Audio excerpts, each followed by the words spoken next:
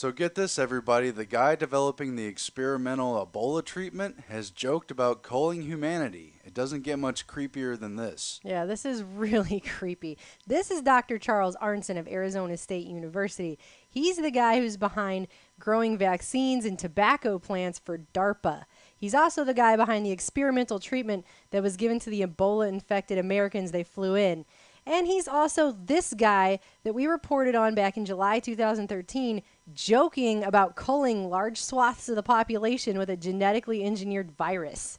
And he's one of these elite scientists in the cutting edge of bioengineering who are using it to develop things like edible vaccines. He was going to create a banana vaccine to give to the third world. He had a bunch of Rockefeller Foundation funding and so forth that would have medicine grown into the plant or the fruit.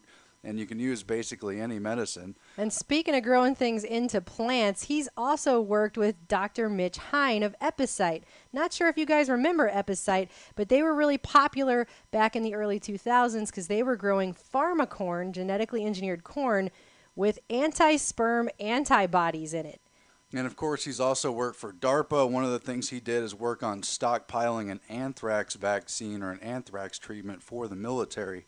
But his words at this lecture here are just sick. It's incredible what he said. Listen to his response about should we feed the world when there's 8 billion people?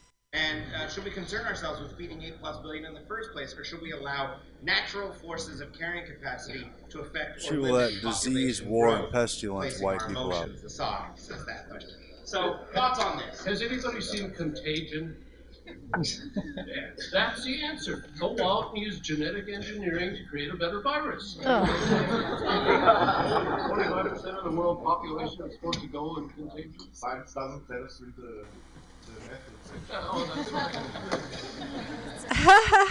methods. That's so funny, isn't it?